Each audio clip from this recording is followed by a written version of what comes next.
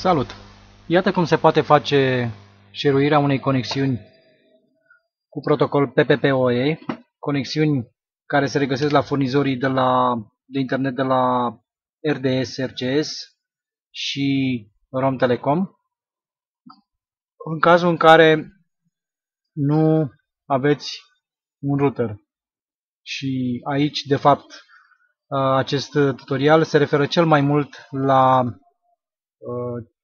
RDS, pentru că ei îți asigură o conexiune de internet cu cablu direct, spre deosebire de cei la Romtelecom, care au un modem router și care conexiunea de PPoE, protocolul PPoE, îl îndeplinește acel modem router.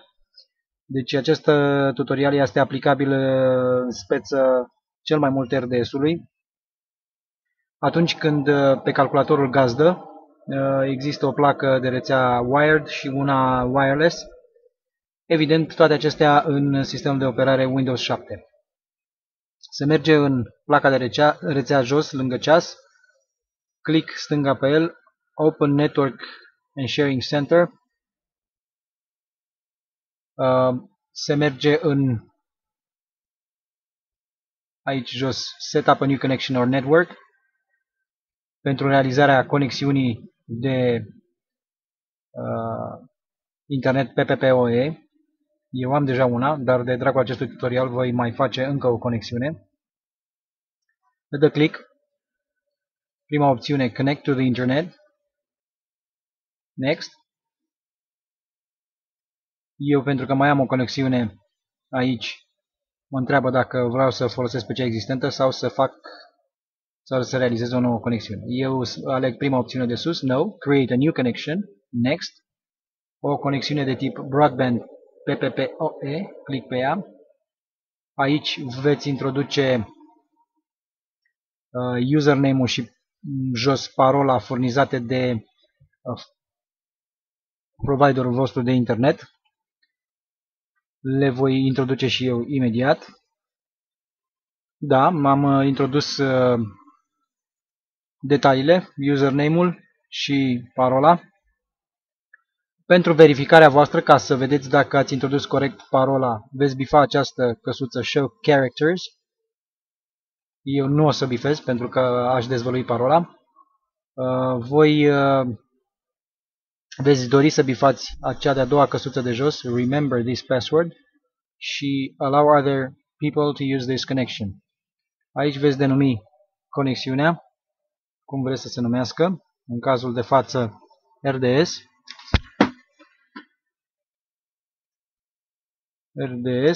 sau test, conexiune test, PPPoE. Îi vom da Connect. Ea se conectează, verifică username-ul și parola. Sunt deja conectat practic.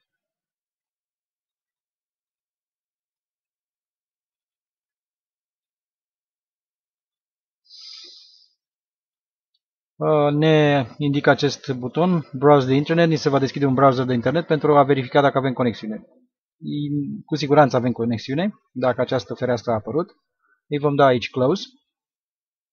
Această conexiune o veți regăsi aici în Change Adapter Settings, care va fi o conexiune aceasta de tip PPoE și va fi făcută ca conexiunea, va fi setată ca și conexiune default.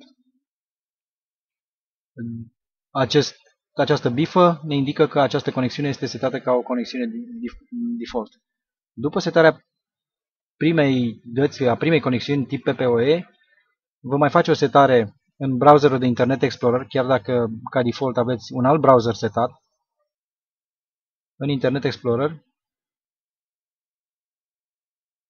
în Tools, Internet Options, tabul Connections, vă va pune această setare ca fiind default, dial whenever a network connection is not present. Cu alte cuvinte, ori de câte ori nu veți fi conectat la internet și veți deschide un browser, vi se deschide o fereastră de atenționare care vă avertizează că nu sunteți conectat la internet și dacă doriți să fiți conectat sau nu. Pentru că nu doriți această atenționare, fiindcă este săcăitoare, veți bifa Never Dial a Connection. Click Apply, OK, astfel că acea fereastră nu va mai apărea. Închidem browserul și mergem cu butonul Back la placa de rețea pentru a seta și placa de rețea. Din nou aici pe Setup a New Connection or Network. În jos, în subsol, vom alege ultima opțiune Setup a Wireless Ad Hoc Computer to Computer Network.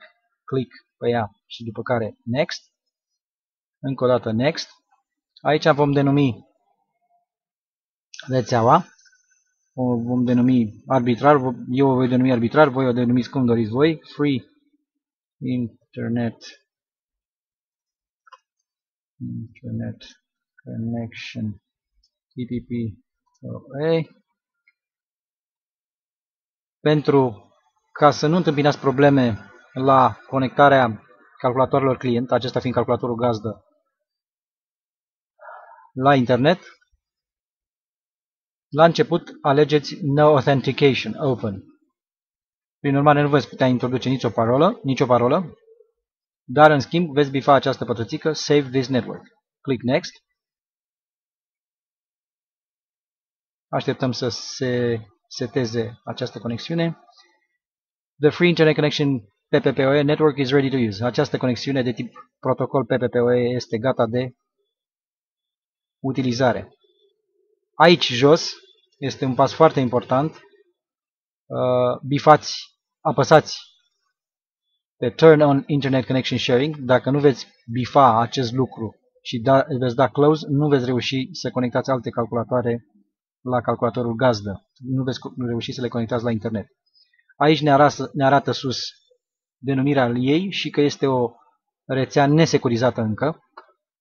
Deci apăsăm Turn on Internet Connection Sharing și astfel conexiunea de internet de pe acest calculator gazdă va fi share-uită. Abia acum vom putea da close. Avem aici confirmarea sus. Internet Connection Sharing este activ. Close. Vom merge aici lângă ceas la placa de rețea și vom vedea că noua conexiune share-uită Free Internet Connection așteaptă conectarea altor utilizatori clienți. Este pe mod default conectată, după cum se vede, pentru că acest buton apare ca disconnect, deci putem să o deconectăm. Practic așteaptă conectarea altor calculatoare la această conexiune wireless. În momentul când alte calculatoare client se vor conecta, aici nu va mai apărea Waiting for Users, va apărea Connected. În momentul când pe calculatoarele client doriți să vă conectați la calculatorul gazdă, va trebui ca și plăcile respective de rețea să le puneți tot în modul ad hoc. După cum vedeți, mi-a identificat noua rețea și mă întreabă cum să tratez noua rețea, ca fiind Home Network, Work Network și Public Network. Toate acestea au fiecare în parte gradele ei de protecție, ca să zic așa, nu neapărat securizare. Astfel că Home Network este cu cea mai minimă protecție, Work Network ceva asemănător, sensibil ridicat gradul de protecție, Public Network este cu gradul cel mai mare de protecție, astfel încât nu se share-uiesc fișiere, nu se share-uiește imprimanta și așa mai departe, orice altceva. Eu o voi trata ca Home Network, pentru că această rețea nu este într-un loc public și nu am de ce să mă simt amenințat. Dăm aici Close. Noua rețea o vom regăsi aici la Manage Wireless Networks.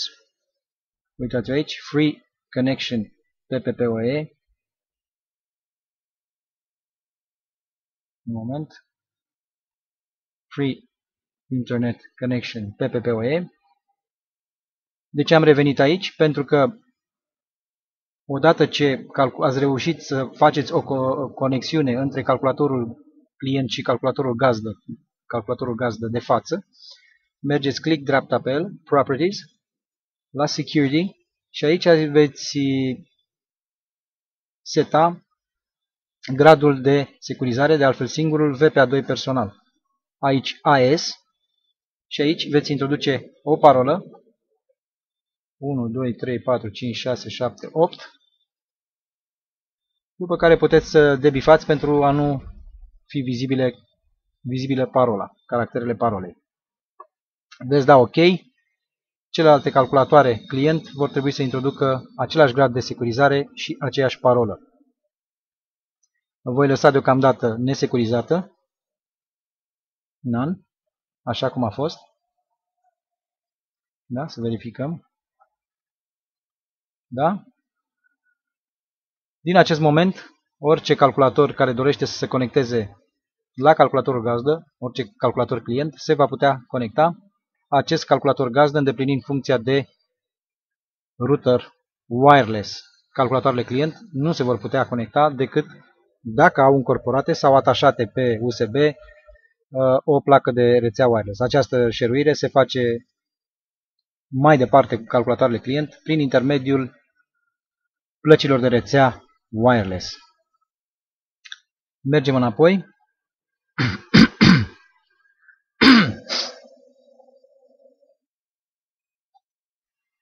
În cazul în care doriți deconectarea, odată se poate face de aici, de lângă ceas Free Internet Connection PPO, îi dați Disconnect și în felul acesta nu veți mai share-ui legătura la internet, astfel că celelalte calculatoare client nu vor mai avea posibilitatea să se conecteze.